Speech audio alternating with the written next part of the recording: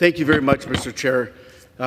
Hailing from the great state of Minnesota, Mr. Chair, Minnesota has the most mineral wealth of any state in our nation, with the exception of Alaska. And I've heard my colleagues on the other side of the aisle talk about how they support mining. I disagree that they support mining, and you know why? Because this administration, Mr. Chair, hasn't opened up one mine.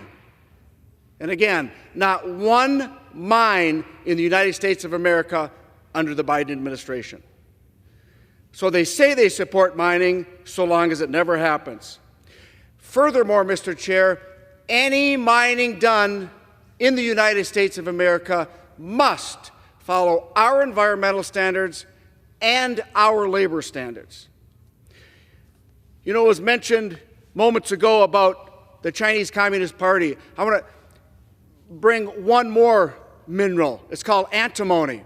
1 month ago, the communist country of China stopped exporting antimony to the United States. Antimony that's made for conductors. Antimony that's used in our explosive devices for our military. Antimony that's used for our medical instrument devices manufactured here in the United States. We have antimony mines in the United States, potentially, if we're allowed to mine them. And furthermore, in the Inflation Reduction Act, the $7.4 billion, Mr. Chair, that was put forward towards electric charging stations, we've got 11 of them. The government has actually installed 11 charging stations for EV vehicles across this nation. $7.4 billion they were given.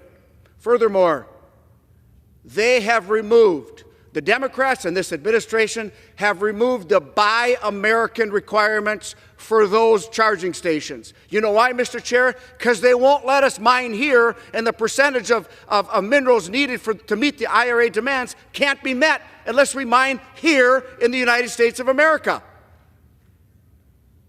Mining is our past, our present, and our future.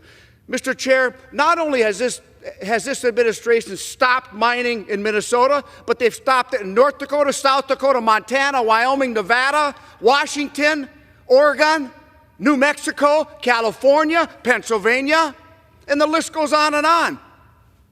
This is the most anti-mining administration in the history of this country, and we are going to suffer for it. Right now, antimony.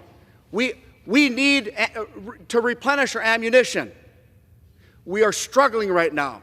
That's why the Biden administration's USGS supports this H.R. 8446, the Critical Minerals Consistency Act, introduced by my good friend, Mr. Ciscomani from Arizona. He understands.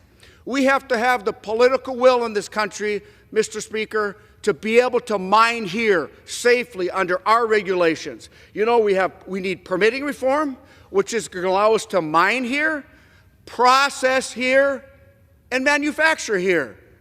Right here in America, using our jobs, our economy, our workers, which is going to benefit our economy, our communities, our strategic national security.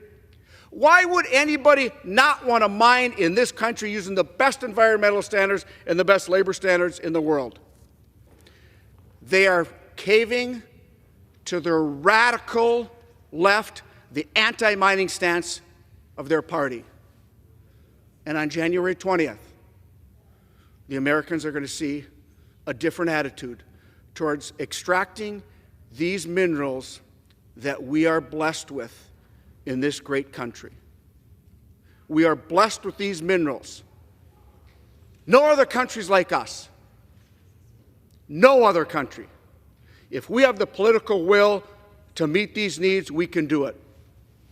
I stand strongly in support of H.R. 8446. I stand strongly support in domestic mining. Again, Mr. Chair, I want to remind you and others, this is the most anti-mining administration in the history of this country, and it's going to end. We have to hold our strategic national security in the palm of our own hands. I'll be doggone if I'm going to allow China to control our destiny or other foreign nations. And I yield back.